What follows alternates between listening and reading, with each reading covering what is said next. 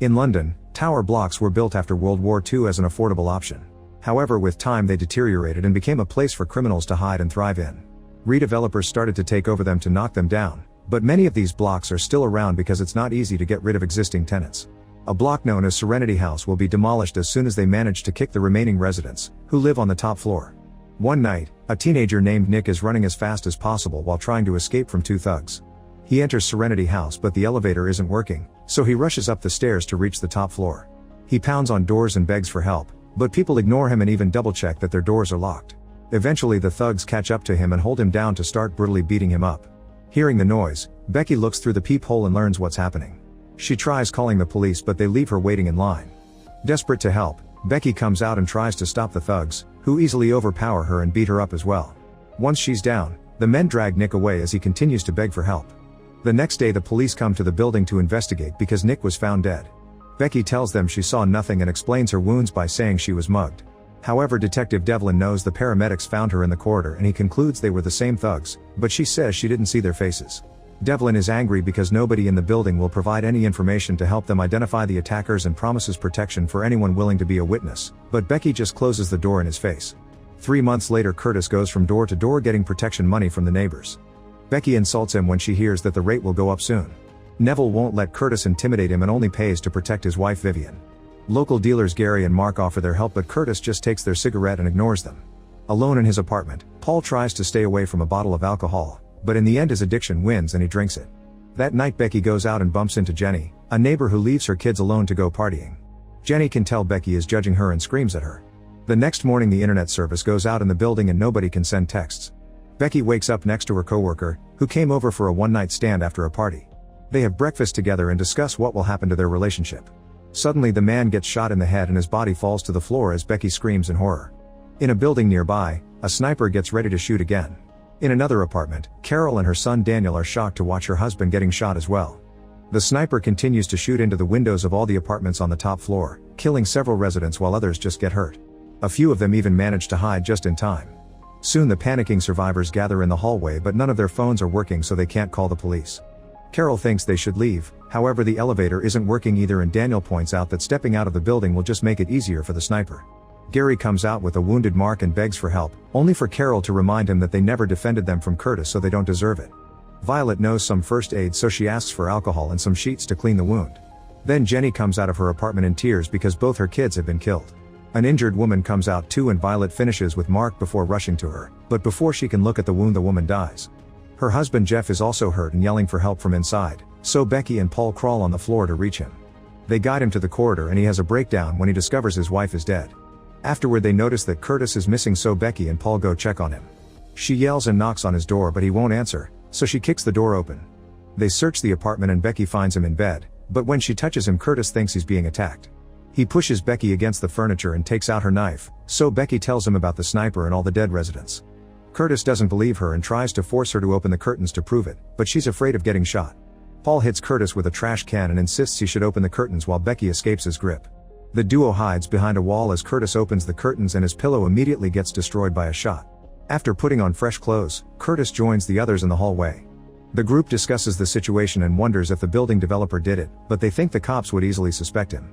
It's also not a random psycho because the gun is some expensive military-grade stuff with a laser sight. There are homemade posters with emoticons on the walls and the internet was probably cut off on purpose, so this is a well-organized guy. Becky checks the fire escape but it's too exposed. Neville thinks they should wait until the police notice the shots or the sniper goes away. However, Mark is in a lot of pain and needs a doctor, so Becky points out that if they can find a way to get downstairs, they could escape through the back door without being seen. Curtis wants to return to his apartment and wait but Neville stops him to remind him they've paid for his protection. When Curtis tries to ignore him, Neville brings him down with just a couple of punches, revealing he's a former soldier. Becky uses the chance to kick Curtis in the groin and announce he isn't in control anymore.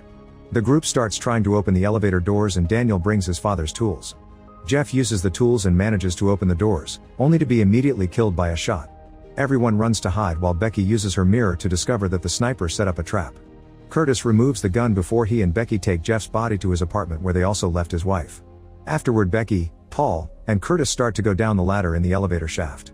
Eventually they reach the doors on the ground floor and open them with the tool.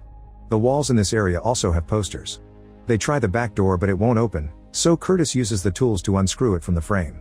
Paul takes it off and the trio is devastated to discover the exit has been blocked by a huge container. It's so heavy that it's impossible for them to push it. The trio has no choice but to return to the top floor. Meanwhile, Mark is still in serious pain and keeps taking medicine, ignoring Gary's warnings. The group discusses other ideas and Becky thinks someone should get to the roof, where they could climb down the back of the building using sheets. Violet says sheets wouldn't be long enough and mentions tying fire hoses instead.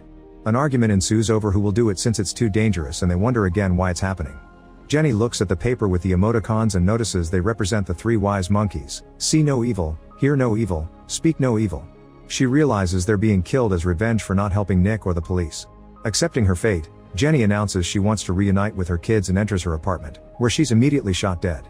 Everyone is sad but Curtis calls them hypocrites since they all judged Jenny for how she dealt with her noisy children. When night falls, Carol says they should turn off all the lights and sneak out, however the others point out that the sniper probably has night vision. Curtis notices that the emoticons are on the walls but were also specifically painted on Mark and Gary's door. The duo claims to know nothing so Curtis forces them to go inside to talk. After locking the door, Curtis begins yelling at them for being careless, accusing them of killing Nick. When they claim innocence again, Curtis squeezes Mark's wound until he confesses. It turns out Mark and Gary were the thugs who beat Nick up because he owed them money, but killing him was an accident. They're speaking so loudly that the people in the corridor hear them and start discussing whether they should hand the thugs over to the sniper to save themselves. Curtis also thinks the duo should take responsibility and when they refuse, he starts beating them up. After a few punches, Curtis puts Gary in front of the window and moves the curtain, so Gary is quickly shot down. The other survivors freak out and pound on the door but it won't open. When Curtis notices Mark trying to crawl away, he grabs him and punches him before holding him against the window, causing Mark to get shot as well. After taking a sip of alcohol and dropping the posters on the bodies, Curtis goes back to the hallway and tells them what he did, defending his decision when Becky calls him out. Carol thinks it's over and tries to leave with Daniel, so the others try to stop her because they can't be sure the sniper is done yet. When Becky tries to make her see reason, Carol tells her she can't know what it feels like to lose a loved one because she only lost a bedmate, causing Becky to slap her. The group rushes to block the fire escape and convinces Carol to at least leave Daniel behind. Following Curtis' advice, Carol puts out an arm first and when nothing happens, she goes out. Since no shots come, she starts moving down the stairs and Daniel follows her out before the others can stop him. They rush down the stairs and make it to the back door, where Daniel uses the intercom to tell the group that they're fine. However, as soon as Carol takes a few steps outside, the sniper kills her. A terrified Daniel grabs a metal sheet to use as a shield and tries to escape, but the sniper shoots his hand to force him to drop it and kills him too. Afterward, Becky wants to try her roof plan. Paul tells her to stay because she's the only one with a brain and volunteers to do it instead. Since he explains he has nobody in his life, she hugs him to thank him. The group starts working on tying the fire hoses together but they pause when they notice that Paul is shaking. He explains he hasn't drunk anything in 24 hours and that's affecting him. Curtis brings some whiskey and Paul drinks until he feels better. Then Curtis uses a hammer to break the lock on the roof door. Violet opens it and is immediately shot by another hidden gun. She dies in Neville's arms while he has a breakdown. The others sneak to the roof and tie the hose to the pipes. Paul quickly jumps over the edge and starts climbing down. At first it appears to be working, but soon the sniper begins firing at the hose.